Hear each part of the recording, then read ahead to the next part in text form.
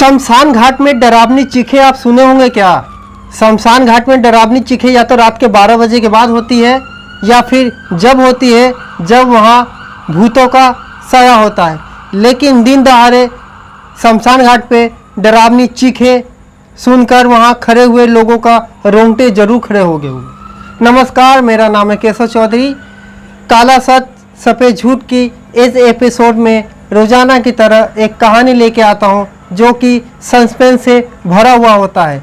आखिर क्या हुआ शमशान घाट में ऐसा कि चीख पुकार अफरा तफरी भी मची और 5 घंटे बाद काफ़ी मशक्क़त के बाद सबको वहाँ से निकाला गया। ये एक अकाल्पनिक हादसा है या कुदरत का कहर है, जो भी है ये कहानी में आपको पूरी तरीके से बताऊंगा। कहानी शुरू होती है लखनऊ से। उत्तर प्रदेश की राजधानी लखनऊ में रविवार को नीलू कन्नौजिया नाम की एक महिला जो कि अपने घर पर काम कर रही थी, ऊपरी मंजिल से नीचे की ओर गिरी और गंभीर चोट लगा। अनन फनन में डॉक्टर ने उन्हें अस्पताल ले जाकर इलाज शुरू की, लेकिन कहते हैं होनी को कोई टाल नहीं सकता है। इलाज के दौरान ही उसका दम घुट गया और वो मर गई। पोस्टमार्टम के बाद नीलू कन्नौजिया का शव को परिजनों को सौंप दिया गया। पोस्टमार्टम के बाद परिजन ने शव को भैंसा कुंड स्थित शमशान घाट पर लाया गया।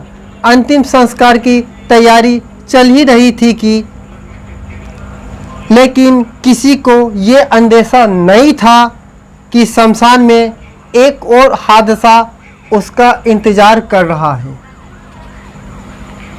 उनकी अंतिम विदाई में भयावह सी स्थिति बन गई। शमशान घाट पर जैसे ही शव को प्लेटफार्म पर लेटाया गया, तभी अचानक तेज आवाज़ के साथ करीब 100 साल पुराना नीम का विशालकाय पेड़ उसके ऊपर आके गिर गया। पेड़ गिरते ही शमशान परिसर में अफरा तफरी मच गई, चीख पुकार मच गया और लोग घबरा गए। गनीमत रही कि कोई अन्य व्यक्ति उस हादसे में शिकार नहीं हुआ, लेकिन महिला का शव पेड़ के नीचे दब गया। घटना की सूचना तुरंत जिला प्रशासन के साथ ही वन विभाग की टीम को दिया गया। अनन फनन में वन विभाग की टीम मौके पर पहुंचे और उस पेड़ को काटने की कोशिश किया गया। 6 मजदूर मिलकर भी 5 घंटे वो पेड़ को काटने में लगा दिए। कहते हैं कि पेड़ का जड़ इतना मोटा था कि उसको काटने में करीब 5 घंटे का समय लग गया। 5 घंटे काफ़ी मशक्क़त के बाद उस पेड़ को काट के अलग किया गया और शव को पेड़ के नीचे से हटाया गया। आपको बता दें कि नीलू कन्नौजिया वन विभाग में ही कार्यरत थी और वो कहते हैं कि काफ़ी मेहनती कर्मचारी में गिनी जाती थी। उनकी अचानक मौत से परिजन पहले से ही टूटे हुए थे, लेकिन अचानक मौत होने के बाद फिर उसके अंतिम विदाई में जो ये हादसा हुआ, उससे परिवार भी हदस गया कि आखिर कुदरत ने ये क्या किया। शमशान घाट में उपस्थित परिजन और कर्मचारी इसे दुर्भाग्यपूर्ण हादसा मान रही है, लेकिन मृतकों का परिजन ने नगर निगम और जिला प्रशासन पर एक गंभीर आरोप ये भी लगाया कि अगर समय रहते हुए शमशान घाट पर जितने पेड़ लगे हुए हैं उसकी अगर जांच नहीं कराई तो आने वाले दिन में किसी अन्य के साथ भी यही हादसा हो सकता है।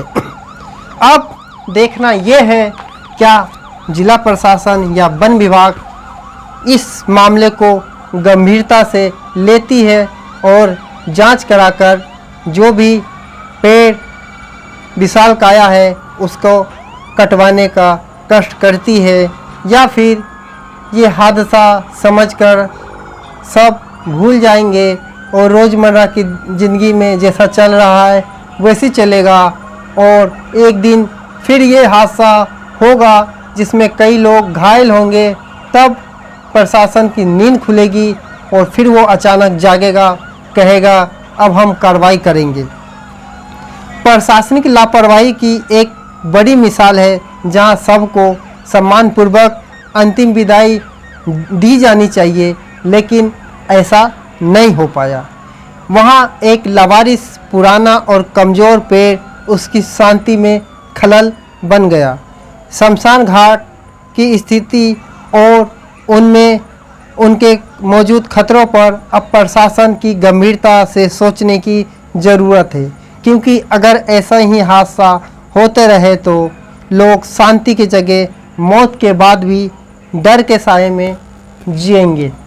फिलहाल कहानी में इतना ही, फिर मिलते हैं किसी नई कहानी के साथ। जब तक के लिए अनुमति दीजिए, नमस्कार।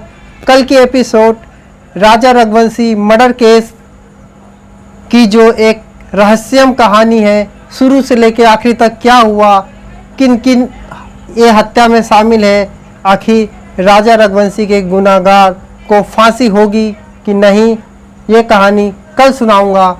याद रखिए कि हत्या और अपराधी बचकर जा नहीं सकते, कुछ सबूत छूट जाते हैं, उसी का सहारा लेकर आरोपी तक पुलिस पहुंचते हैं बेटा, गांव में उसको अब सजा सड़कें और दिलाने बिजली का दोनों आ काम गए करते हैं। हैं। तू कब आ रहा है? अम्मा सुनो तो, हम आ रहे हैं अम्मा।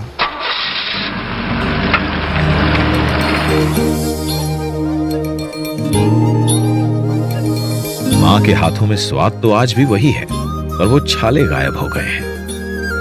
उसकी आंखों में ममता वही है, पर वो जलन गायब हो गई है। ये आखिर कैसे हो रहा है? कोशिशों ने धुएं को हटाया, इरादों ने अंधेरा मिटाया, आशाओं ने दीपक जलाया, सच्चे कदमों ने रास्ता बनाया। बात साफ है, एक एक व्यक्ति की शक्ति तरक्की में बदल रही है। तभी तो जो देश में दशकों तक नहीं हुआ वो सिर्फ 48 महीनों में हुआ है।